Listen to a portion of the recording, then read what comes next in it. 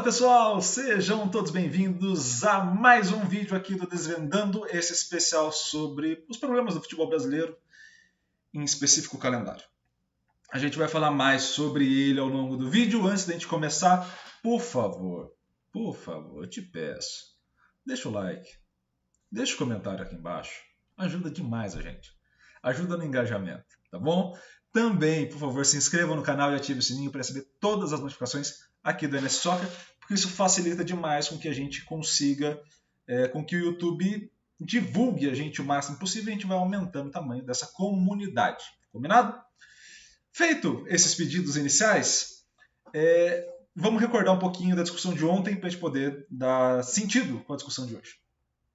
A gente falou um pouco sobre o calendário ontem, através da fala do Mauro Silva, e o primeiro ponto há uma estrutura que tem uma certa hierarquia, mundial, continental, nacional e, obviamente, estadual, e cada clube passa a ter um cenário completamente único.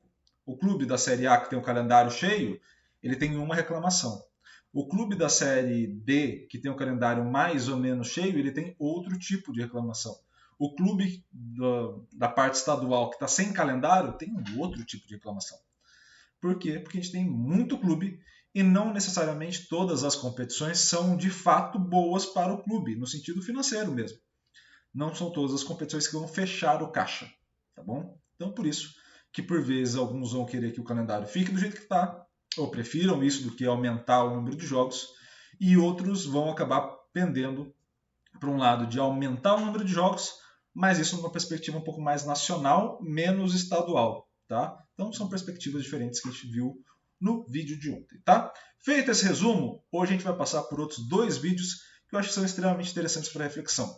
A gente vai ver uma entrevista dos médicos do Palmeiras e Santos no Flow Sport Clube também, tá? Aliás, agradecimento às imagens do Flow, dos cortes do Flow, inclusive, vou deixar o link aqui na descrição para vocês. Esses pontos que eles vão apresentar são extremamente importantes e também vamos ver uma entrevista do Abel Ferreira no Roda Viva. Então, também acompanhar o técnico que vem ganhando quase tudo no futebol brasileiro, o ponto de vista dele também acerca do calendário, tá bom? Então, vamos à primeira parte, já aos médicos de Palmeiras e Santos. Vou falar um pouco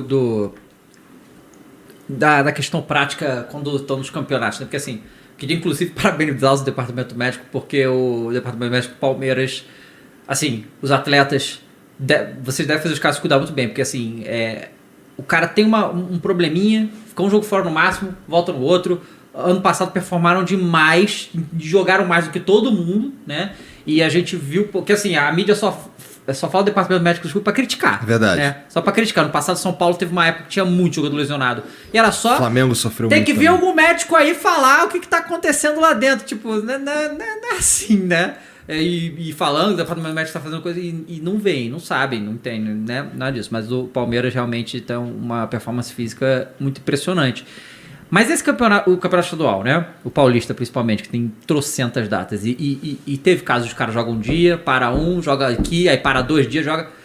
Eu sempre escutei, talvez para pessoas normais, como eu e você, no caso, que a gente precisa depois fazer exercício físico para recuperar de verdade, são 48 horas, né? Com músculo, né? Não sei. Tipo depende isso? do estímulo, sim. Mas sim, vamos colocar isso como uma regra. Pois é. E a gente vê que os atletas do futebol brasileiro, por causa desse calendário maluco que a gente tem, e isso é um desafio que só a gente tem, né? Como que vocês fazem para recuperar os caras? Porque não dá tempo. Né? Você muitas vezes educa o atleta a no jogo seguinte administrar fisiologicamente como ele está. Uhum. Ou usar seja, o corpo da forma mais eficiente possível. Vamos ser realista, não tem como você trabalhar com recuperação no nosso calendário. Quarto domingo já é complicado, né? As pessoas vêm perguntar... Nos estímulos do futebol, 72 horas já é algo apertado. Não dá em 48 horas você recuperar alguém. Não dá. Por quê? Explico.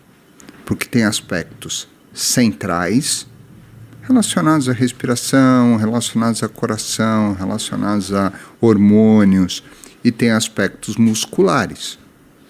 Imagine que numa partida, um atleta recebeu trauma na Uma perna, falta e tal. além dele ter corrido naquela partida 10 quilômetros. A explosão também, né? Porque não é só uma corrida, não é uma corrida de 10 km simples, é a explosão o tempo Isso. todo, né?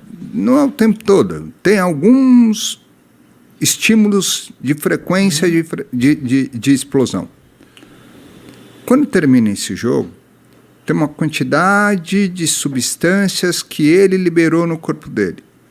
Então eu tenho que cicatrizar aquela lesão que eu tenho na minha perna, além de eu recuperar o meu organismo, para que eu atue na mesma condição, pelo menos, de performance que eu estava no jogo anterior. Qual é o ideal que a gente quer? Que ele vá evoluindo ao longo da temporada. As pessoas cobram isso. O torcedor quer isso. Você não aceitaria que o jogador do teu clube vá piorando ao longo da temporada. Só que a tendência era que ele vá piorando fisicamente, porque não aguenta, né? Aí eu tenho que ou tirar o jogador do jogo e dizer para vocês, olha, ele está perdendo alguns jogos justamente para que ele possa evoluir. E aí o torcedor fala, não é possível. Jogador ganha tanto para ter que ficar de fora. E ao mesmo tempo... Eu sou esse chato. E cada lugar é uma realidade, assim, porque dependendo do clube você consegue fazer, né? Tem mais elenco. Você consegue poupar melhor, dependendo do clube, não. E essas medidas de recuperação, elas já começam na hora que o juiz apita o final do jogo. Como é que... Qual é o ideal? Ele já entra. Antes de a gente entrar nessa parte onde ele vai falar sobre a rotina, né, é bom fazer um adendo ali, né? E um adendo no sentido só de acréscimo mesmo, porque a fala em si foi perfeita. Um ponto importantíssimo da gente entender. Esse cenário descrito do excesso de jogos é um cenário da elite do futebol brasileiro. Tá? Obviamente, elite do futebol mundial, mas especificamente a gente está falando do cenário do futebol brasileiro e é uma elite do futebol brasileiro. Então, está falando dos médicos de Santos e Palmeiras, são uma das principais equipes. Nesse cenário de elite, você tem de fato uma dificuldade e você vai ter uma dificuldade muito grande dessa evolução, como o médico ali do Palmeiras falou, né? Essa evolução da equipe ao longo da temporada. Se vocês quiserem ver um exemplo claro dessas reclamações e do impacto disso, assistam às coletivas de imprensa do Rogério Ceni após os jogos do São Paulo. É sempre muito legal, porque, primeiro, ele é muito franco na fala e expõe alguns pontos que são importantes. Quando você tem um elenco mais curto, como é o caso de São Paulo, não é o caso do Flamengo, não é o caso do Palmeiras, não é o caso do Atlético Mineiro. Quando você tem um elenco mais curto, isso vai pesando. Então você vai esforçando, uma hora, ou você troca os jogadores, que é o que eles estão falando, né? Você coloca uma segunda equipe, você começa a alternar a sua equipe titular mais vezes, né? E aí a torcida tem que entender, ou você vai forçar o cara à lesão e ele vai ter uma queda de performance porque ele vai estar desgastado. Então, esses são os grandes pontos. E nesse cenário, por exemplo, é o que diferencia, por exemplo, eu estou gravando hoje no dia 26/8, é o que diferencia, por exemplo, o 3-1 do Flamengo em cima do São Paulo. Além de uma série de outras questões relacionadas às competências de cada uma das duas equipes, a habilidade que cada uma das duas equipes tem, para além disso, você tem um calendário de duas equipes que estão nas competições, ou seja, estão nas competições continentais que estão disputando, estão na semifinal da Copa do Brasil e estão no Brasileiro. E você tem uma equipe que é terceira colocada hoje do Brasileirão, com chances reais de disputar o título, semifinalista da Copa do Brasil com 3-1 no placar jogando fora de casa e indo muito bem preparada para uma semifinal de Libertadores. Contra uma equipe que, para estar na semifinal da Copa do Brasil e para estar na semifinal da Sul-Americana, hoje está brigando ali a 6 pontos, 5 pontos da zona de rebaixamento. Por quê? Porque as duas vão utilizar a mesma estratégia. Poupa num ponto, desgasta no outro. Descansa um pouco, desgasta no outro jogo. Qual é o grande detalhe? O Flamengo tem duas grandes equipes, basicamente internas, né? Você tem um elenco muito recheado.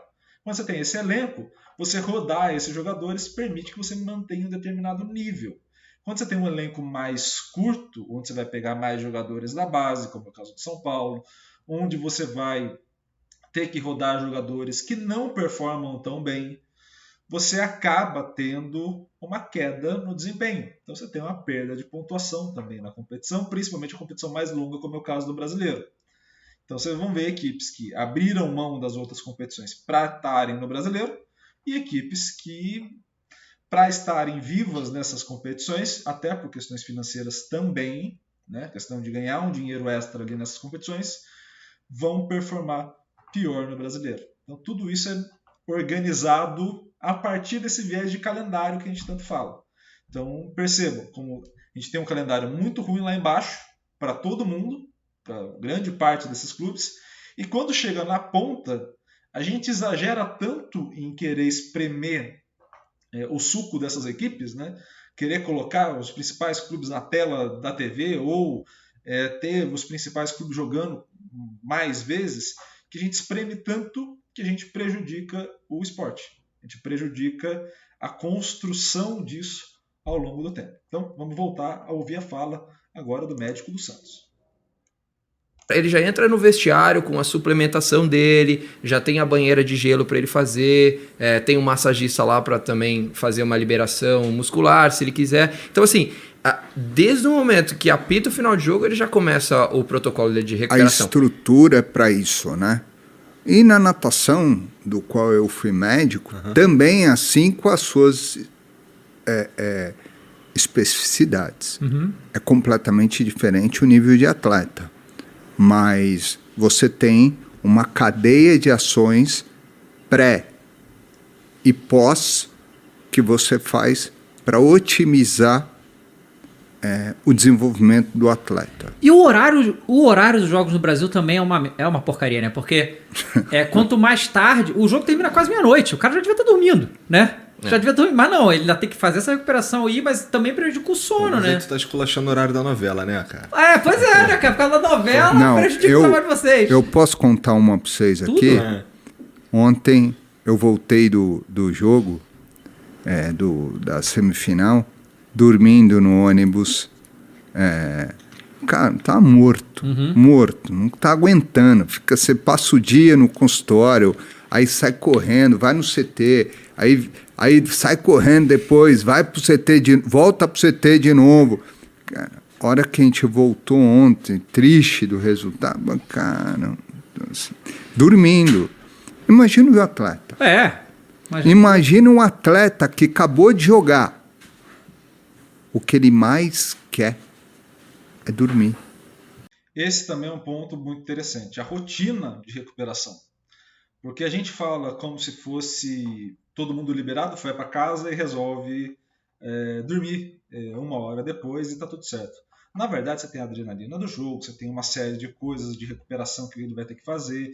Não é só aquela rotina que a gente consegue ver na TV, mas é todo um complemento que está por detrás da câmera, que a gente não está vendo, que a gente não está tendo acesso àquilo. Um dos grandes pontos de discutir qualquer cenário do futebol é aquilo que a gente consegue ver para aquilo que de fato existe. O que a gente consegue ver enquanto telespectador, de quem não está ali dentro de um clube, é justamente um cenário limitado. Limitado não porque a gente não teria capacidade de entendimento, de compreensão, não é esse o ponto. É limitado porque a informação não vai chegar. A informação vai chegar picada. Então a gente não vai ter, sei lá, um pós-jogo da Globo, da Band, do SBT ou de qualquer outra emissora que transmita, mostrando a recuperação dos atletas. Mostrando até a que horário eles ficaram, ou qualquer coisa do tipo. Eu não estou falando o que é para fazer, é só uma reflexão que a gente precisa ter. Então, como a gente vai ter essa limitação, a gente não consegue avançar na discussão com uma certa profundidade. A gente fica muito no, poxa, mas o meu clube sofre do calendário porque é muito cheio. Poxa, mas o meu clube ele sofre do calendário porque a competição não vale tanto financeiramente. Poxa, o meu clube sofre porque não tem. E aí a gente começa a olhar só o cenário que a gente consome de informação. E na verdade, para resolver um problema desse tamanho, é um cenário muito mais abrangente. Beleza? Então vamos ao Abel Braga. ao Abel Ferreira para a gente trocar essa última ideia aqui dessa parte de calendário. O livro, além da parte de diário, dessa documentação do trabalho, tem um final com alguns pontos que você oferece de debate ao que poderia ser melhor no futebol brasileiro, como poderíamos fazer para que ele fosse melhor. E um dos seus principais pontos, tanto no livro quanto nas suas entrevistas, é quanto ao calendário massacrante aqui do Brasil, que não se repete em nenhum outro país. Você tem alguma esperança de que isso possa mudar? Vai mudar. Quando mudar pessoas, vai mudar. Tem que mudar pessoas. Vocês têm aqui um exemplo muito claro como correu lindamente. A Libertadores tem outros moldes agora. Era um brasileiro que estava na Liga dos Campeões, que alguém dentro da Libertadores o contratou. Sim. E pelo que eu sei, nestas duas últimas Libertadores, ou uma final única só, venderam os direitos televisivos para mais de 191 países. E fizeram as duas maiores receitas de sempre. Portanto, eu acredito que o produto mais escasso vale mais. E acredito que no futuro isto vai acontecer. Isto vai acontecer. Não sei se vai demorar um ano, se vai demorar 10, mas que vai acontecer, vai. E porquê? Já falei, temos grandes estádios, temos grandes jogadores, temos grandes academias, temos grandes... por exemplo, posso dizer uma coisa que aqui estão muito à frente em relação à Europa, que é os núcleos de saúde e performance nas capacidades físicas. São muito, muito bons. Muito, muito bons. Mas tem outras coisas que têm que melhorar. Por exemplo, os gramados aqui. O nosso gramado é bom. O do Juventude é bom. O que meteram agora no Maracanã é top. O do Corinthians é bom. E quando tudo estiver uniformizado para este nível de gramado, quando houver esta regulamentação, vão ver a bola a rolar mais, a ser um futebol mais rápido, mais intenso. Se derem tempo de descansar aos jogadores, igual. Porque repare, eu tenho 3 dias para preparar um jogo e tu estás sujeito a ir jogar ao Internacional, vir a São Paulo, 2 dias depois vais jogar ao Fortaleza. Vens de 10 graus de temperatura ou 15, sujeito a ir lá acima a jogar a Fortaleza que estão 35. E nós queremos um jogo rápido, impossível. É impossível tu jogares com 40 graus e teres um jogo rápido. Os jogadores não são máquinas. Mesmo nós, quando está muito calor, sentimos mais cansados. É igual, o jogador não é uma máquina, é um homem. E tenho a certeza absoluta que isso vai mudar. E não estou a dizer para acabar com os estaduais, estou a dizer que em vez de ter 12, possa ter só 8. Estou a dizer, em vez de ver uma final de ida e volta, fazer como vai acontecer agora, mata-mata, e depois escolhem de forma aleatória um estádio. É onde? É no Palmeiras, é no Morumbi, é no do Corinthians. Escolham para um jogo só, que é para depois dar tempo e espaço até para as seleções. Mas isso vai acontecer, mais cedo ou mais tarde. Abel. E vai acontecer quando isto acontecer. Olha, desculpa, só para terminar. Vai acontecer quando os clubes, a CBF e as televisões se sentarem e falarem sobre este assunto e cada um calçar o chinelo do outro. Sobre isso. Quando cada um calçar o chinelo do outro, isto vai melhorar. Agora, esse ponto que o Abel colocou é um ponto extremamente importante. Vale a pena a gente pensar sobre esse cenário. O que significa a mudança do calendário brasileiro? O que significa pode ser muito diferente para cada um dos participantes da discussão. Como a gente falou agora há pouco, para um clube de futebol, para o Palmeiras, para o Flamengo, para o Corinthians, para o São Paulo, para os clubes da Série A, Série B, talvez seja uma melhora do produto vendido. Então, o São Paulo, o Flamengo, o Corinthians querem vender a sua imagem e querem competições que façam essa venda e aumentem o valor do produto Brasileirão, produto Copa do Brasil, produto estadual. E quando eles não veem esse aumento financeiro, aquelas competições podem ficar de fato desvalorizadas. E aí você quer enxugar essa competição, tirar ela, porque ela vira um problema para você no seu calendário. Quando você observa por um outro ponto de vista, pode ser que em muitos cenários, o fato de você não conseguir gerar renda com jogos de menor expressão de diferentes formas faça com que aqueles produtos sejam menos valorizados, e aí você tenha que produzir esses produtos intermediários para ver se compensa. Caso dos estaduais, por exemplo. Então, eu pegar 2 equipes menores e colocar para jogar no domingo à tarde, pode ser que não tenha interesse midiático, pode não ser que tenha interesse de cobertura que vale algum dinheiro, de fato, pode ser que não tenha presença de público muitas vezes, né? Assim, presença, falando lotar o estádio, pode ser que não faça isso. E aí aquele produto é de menor valor financeiramente falando. E aí qual é o grande ponto? O dia seguinte eu preciso jogar com um time grande para poder compensar aquele jogo. E aí para tentar zerar ou equilibrar aquela conta. Esse cenário é muito difícil. Com 700 clubes é muito difícil organizar para todo mundo. O que passa é não só a forma como se organiza o calendário, mas a forma que se vende o produto. A forma como vai se gerir o produto futebol brasileiro como um todo, sabendo o que se quer. Sabendo que se quer focar na seleção, na formação de atletas, sabendo se você quer formar na venda do produto e no fortalecimento de cada um dos clubes, e não que essas coisas sejam excludentes, mas elas têm pontos de partida diferentes. E, principalmente, se isso vai gerar receita para quem está comprando os direitos. Ou seja, se gera interesse do público em estar ali. Então, tudo isso tem que ser melhor pensado para que a gente possa evoluir o calendário.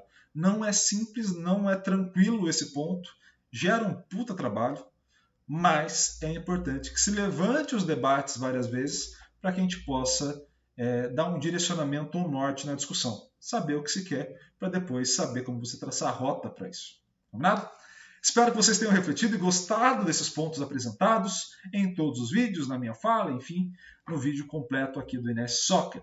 Combinado? Então, pessoal, novamente, curtida, também comentário embaixo, vai ser muito legal te ouvir, e também, por favor, compartilhe o vídeo, se inscreva no canal e ative o sininho para receber todas as notificações. Combinado? Um grande abraço a todos e valeu!